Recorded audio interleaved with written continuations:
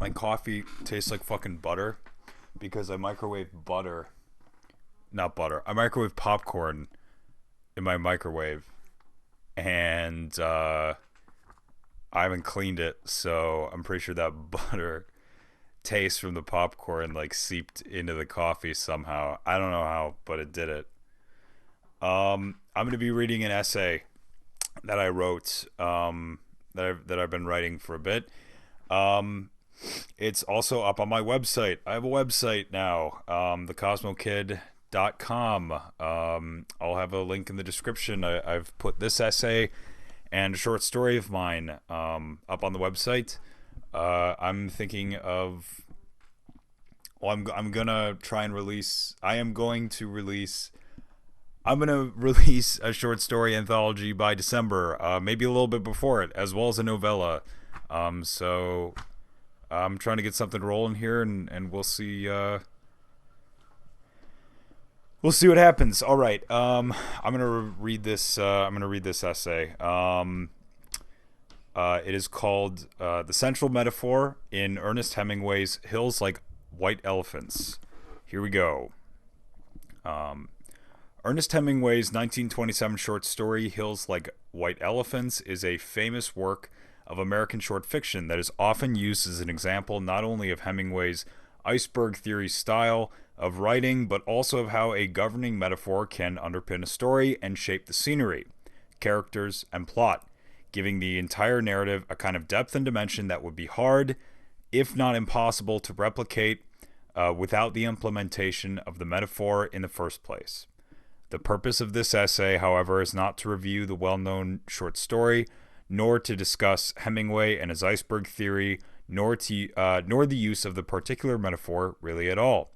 It is instead an attempt to demonstrate a personal theory of mine, the central metaphor. I will do this by recontextualizing Hemingway's story through my own personal interpretation, using supporting evidence, and by the end, will have hopefully shown the utility and potential danger of this theory. First, what do I mean by the central metaphor? My idea of the central metaphor is a subjective interpretation that must be supported at least somewhat adequately by its own internal logic. It is a means for the reader to truly individualize through both creative subjectivity and a personal sense of rational connection their interpretation and understanding of the work.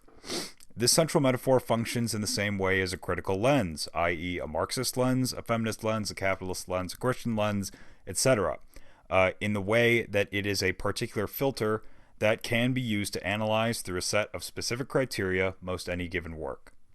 But the central metaphor differs in the sense that it cannot, and it should not, fit into one category. While a Marxist lens may only approach art with the intention of fitting it into a proletariat bourgeoisie dialectic, or a Christian lens may immediately seek to pinpoint the Messiah figure or the God stand-in, the central metaphor must be a truly personal reading of the work. Much like an individual's own faculties of perception, the central metaphor can and most likely will involve bits and pieces of other lenses, but it can and will and must also involve that reader's own memories, past experiences, personal beliefs, and practices, as well as what and how they have learned to interpret and understand works through their own education, whether institutional, self-guided, or both. The theory of the central metaphor is one that is not new, and the idea of a governing metaphor has existed as long as human beings have told stories to each other. However, this particular iteration, my particular iteration, is meant to be a reconfiguration and a repurposement of that idea. It is meant to mean a more subjective, reader-based interpretation of the observed work, rather than an overarching or staunch proposition. The author acknowledges that the obvious may have been restated within this conception, and they ask for forgiveness and patience if that is the case. Simply put, the central metaphor is what you make to be the meaning of the story. This meaning must be supported, but it is yours alone, because only you could bring it into form. As I've said, I understand that this is a big restatement of the obvious. Clearly, everyone has a personal interpretation of a piece of artwork. It's the starting point for our entire understanding of art in general. And because our own personal interpretations are often flawed or fall short of adequately describing and discussing work, We use lenses, like the ones I've mentioned before, to further bolster our claims. My attempt with the idea of the central metaphor is to try and cement the personal, the reader's own subjectivity in the pantheon of lenses. I believe that this is potentially the most powerful lens of all, as it is ideally the master lens from which all others derive. In my own schooling, I've seen too many instances of people, students, and professors alike simply delegating the thought work of analysis to the tools and not to themselves, the craftsmen and craftswomen. It is easy to use lenses as a comfortable surrogate for our ideas. It is much more difficult to use these lenses to augment our own theories, as our own theories are often seen as crude or even vulgar. With that being said, here is my effort to use my own personal lens, my central metaphor, to analyze hills like white elephants. Hold on, I'm going to take a drink of water because I am thirsty as hell.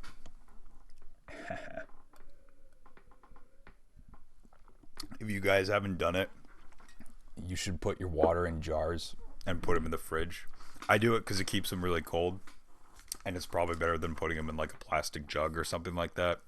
My mom does it because she says it's like helps with toxins or something. I don't know if I believe that, but again, I just do it because it keeps them cold. It's really nice.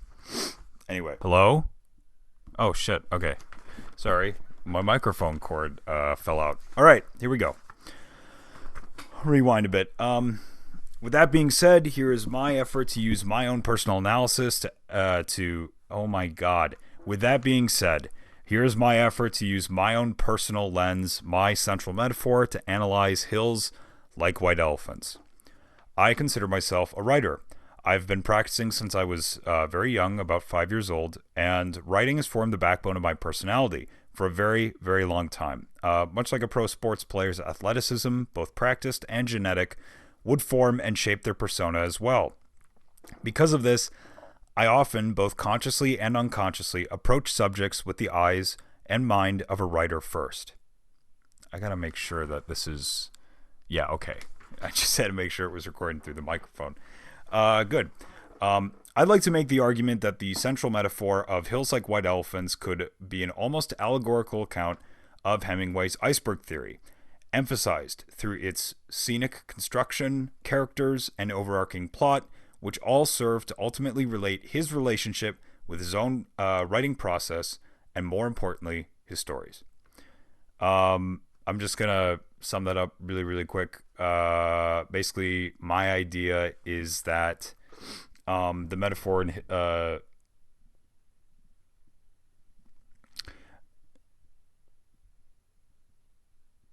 fuck it. You'll find out. A very common, almost sickeningly repeated phrase among writers is kill your babies.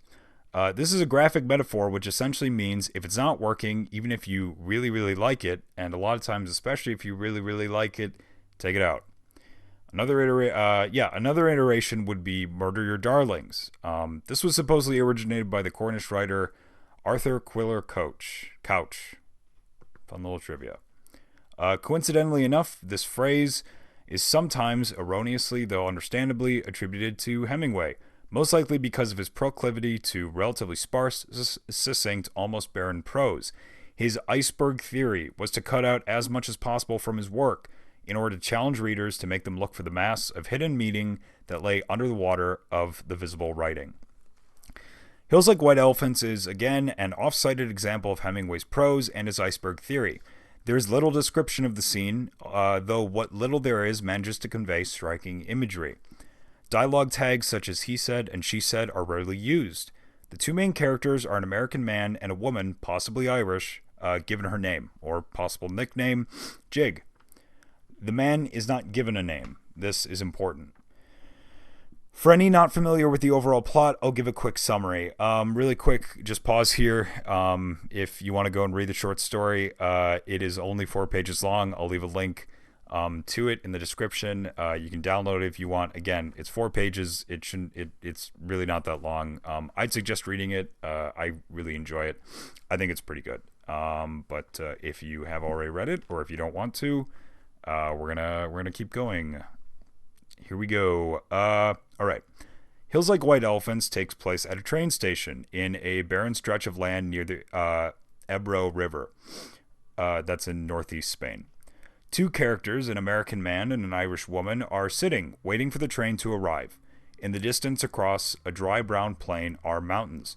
The woman remarks, to a terse response from her partner, "They look like white elephants." The conversation is mostly sparse, though it becomes more tense as the subject shifts to an upcoming procedure the woman will be undergoing, something the man describes as follows. "They just let the air in, and then it's all perfectly natural." As the story progresses, the American man continues with a kind of quiet insistence, almost anxiously, to press the woman about the procedure. This aggravates her so much that she cuts him off at one point, saying, "Would you please, please, please, please, please, please, please, please stop talking?" Really quick, anyone who is relatively familiar, even tangentially, with Hemingway, you know that this is practically hysterical for him. He almost never repeats words like this, so him repeating that word "please" a lot, that is like a big cue that she's clearly very upset. It's a bit, in the context of his writing, it's a big deal. The story's final lines end with the woman saying,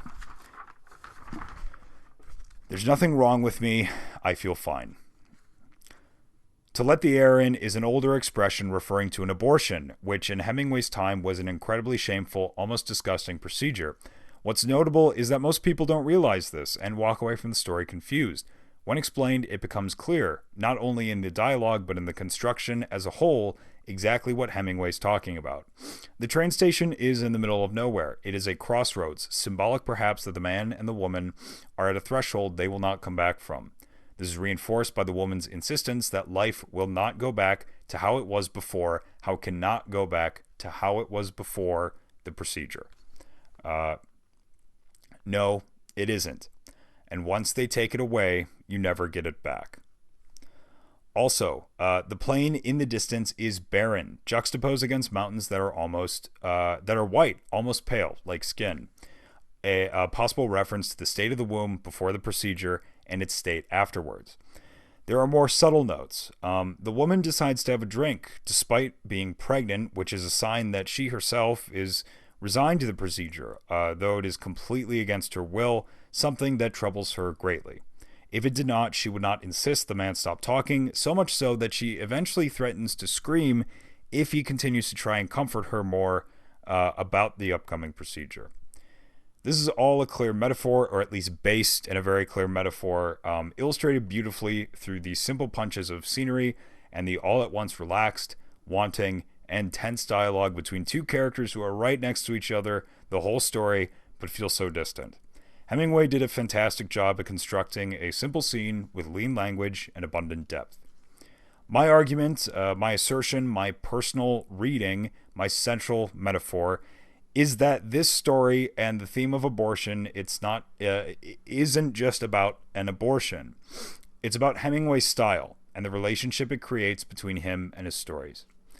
The American man is Hemingway's authorial stand-in. The woman is a symbol of his prose and his work before he puts it under the knife. She, his work, his stories, is pregnant with new life, with something more, something she wants to give him. Notice, it's her observation that creates the most well-known scenic description in the story, the line that the title comes from. The girl was looking off at the line of hills. They were white in the sun, and the country was brown and dry. "They look like white elephants," she said. "I've never seen one." The man drank his beer. Hemingway, as the writer, appears to disagree and disapprove of his own writing's tendency towards the descriptive, the excessive, the more. Life will be just fine with two of them. It's unnecessary to add a third, to add more to the mix. Better to keep it sparse and simple rather than chance his life on excess. In this central metaphor, the train station could be taken as a symbol of the transition between drafts. Much like the man and the woman in the story, a writer and their story, by the time the first draft is completed, have a kind of history together. This is something they've been working on, sometimes for months or even years. The writing becomes a kind of personal relationship, and much like a personal relationship, there are so many private memories between an author and their work. It's oddly and wonderfully intimate. But you arrive at a crossroads when the first draft is done. And if you want to make something more of a book or of any story, you have to take that first step and start to cut away what doesn't work. The time before this one is one that's often a bit melancholic and empty, almost hollow, and lowly peaceful. You know that the thing you've made memories with and poured yourself into, it will have to change. You know it. You and it, your story, will have to let go. It is a kind of cutting away, an excising. It is editing. It's what Hemingway built his entire iceberg theory and his own style on. Hemingway is especially known for his severe editing, so it would make sense that this scene, the one between the man and the woman at the train station, the writer and his story at the crossroads, is especially quiet and sad. And even a bit uncomfortable, especially uncomfortable, in regards to the woman and stories themselves, who clearly do not want to go along with the procedure. Of course, the woman and his stories do end up ostensibly going along with it. They have to. They are essentially Hemingway's, but they are reluctant, almost distraught. The woman and stories in the story attempts to... sorry, I'm going to reread that. The woman in the story, again, the Hemingway... Holy shit. The woman / stories in the story attempts almost a sort of bargain with the man, Hemingway. I know. But if I do it, then it will be nice again if I say things are like white elephants, and you'll like it. I find it key to mention that many of Hemingway's critics argue his style and stories are far too sparse. There's too much cut away, and there are chances for imagery and description that are totally dropped in favor of his style. One last interesting piece I found is this. The American man reading Hemingway's Surg... One last interesting piece I found is this. The American man, reading as Hemingway's surrogate, is given no name. By the very nature of his character, he is self-effacing. He does not want to be noticed. Much like Hemingway's writing style, he does not want to draw attention to himself. The woman, on the other hand, is lively, almost childish, and her name, presumably, is Jig. Jig was, during Hemingway's time, a side-eye way to wink at possible Irish heritage. And remember what a jig is. It's a lively dance, something full to burst with passion, something that is happily excessive. Something that, by its very nature, draws attention to itself. In this central metaphor reading, the woman's character, the stand-in for Hemingway's stories, is the absolute antithesis of Hemingway's authorial stand-in, the American man. They couldn't be more different, yet they have been drawn together, seemingly by fate, possibly by luck, and sadly by misfortune. So, a quick recap. My central metaphor interpretation of Hills Like White Elephants is as follows. Okay, good, I have that. It is as follows. The story's abortion metaphor can be read as a deeper allegory for Hemingway's own journey as a writer with each of his stories. He is a quiet, passionate, self-effacing man and artist who finds himself bound and invariably attracted to a woman, a muse, whose entire being, lively, passionate, and excessive, is antithetical to his own. In his pursuit of this relationship, trying to do what is best for the both of them, he always arrives at a kind of crossroads after the completion of the first draft, the train station, before the abortion procedure, his editing process. While his stories may end up eventually going along with what he says, there is always that sense that perhaps there's something lost in the whole affair that can never be regained, i.e. parts of prose that Hemingway perhaps nixed away, which could have been wonderful segments and pieces that he cut in order to adhere to his theory, or more specifically to his sense of what writing must be. Now, Hemingway's voice is what makes him Hemingway, but what if he could have been more or better? Those, in my opinion, they're pointless questions to ask in the present moment. I know this is cliched advice, but this is what I've found has worked. It cut out again. My God. So, what was I talking about? Oh yeah.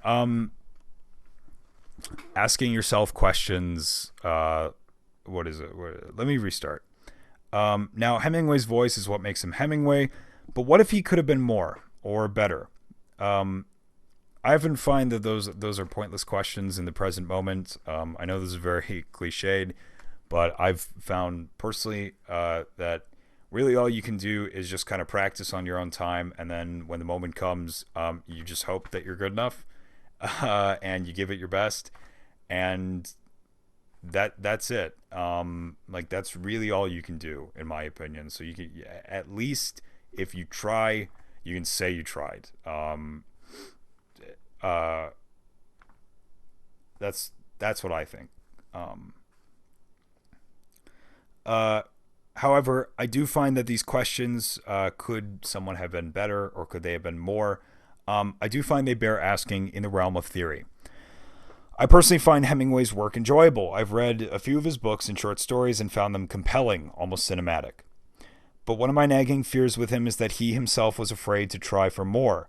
What if his reason for omitting so much wasn't out of a rigid adherence to the duty of style? What if underscoring it was a bit of fear?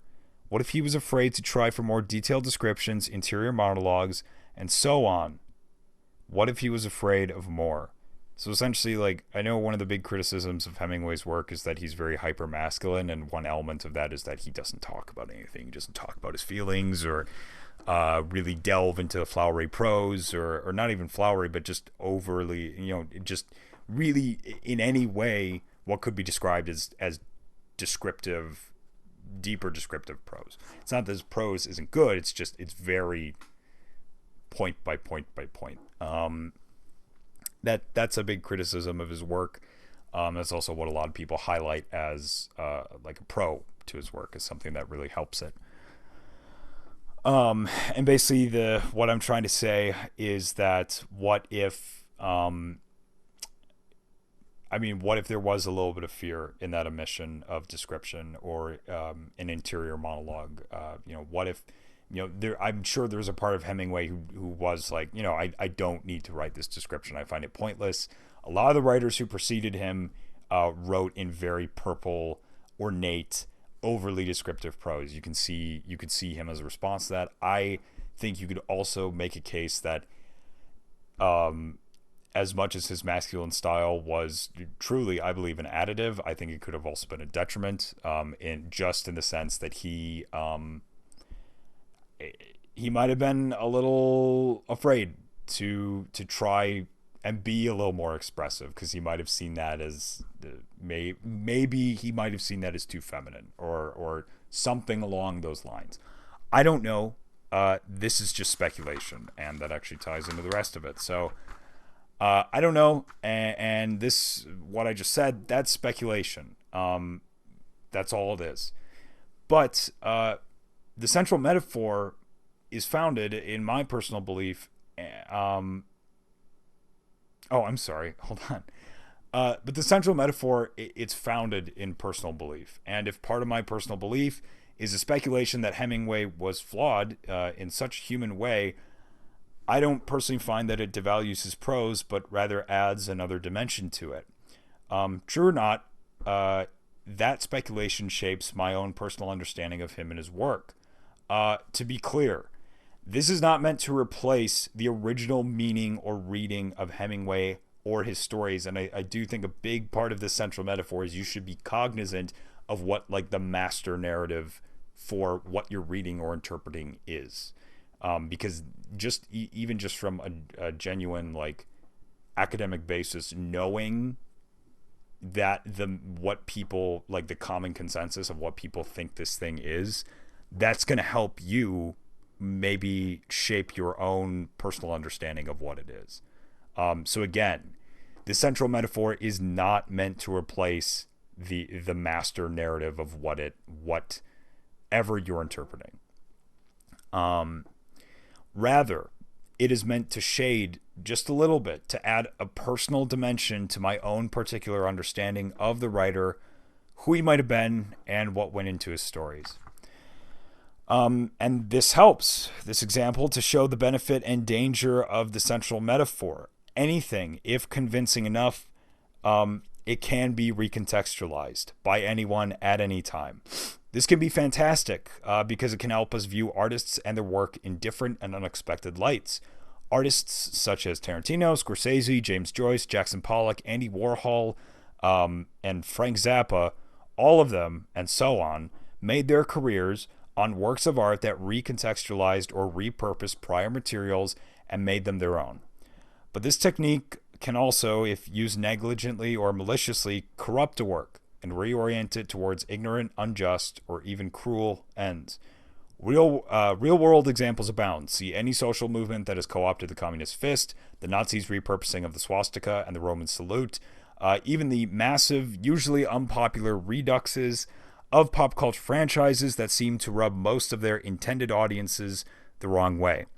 These are all examples of movements that have attempted to co-opt and reuse various symbols and signals and either ignore or abuse the original's intent for their own means and ends.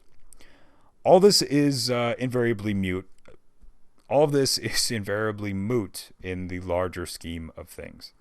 Everything, at the end of the day, is repurposed, reused, recontextualized, recycled. It's very easy to feel as though we have nothing left to contribute because, in a way, there really may not be anything that anyone's contributed that hasn't already been said in some way or another.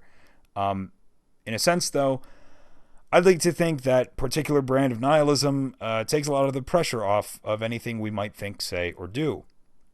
So I hope, through a demonstration of my central metaphor theory and an analysis of hills like white elephants, you may have found some idea, some sentence, some minor expression or inflection that caught you and made you, even if just for a moment, feel included in some larger discussion and inspired to say something, anything, before it ends.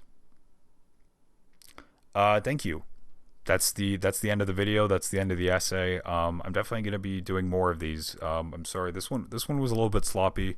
I don't really mind it. You can read the essay on my website. Like I said too, I have a story that's up on there now. Anyone who's watching, thank you, and I hope to make some more videos soon.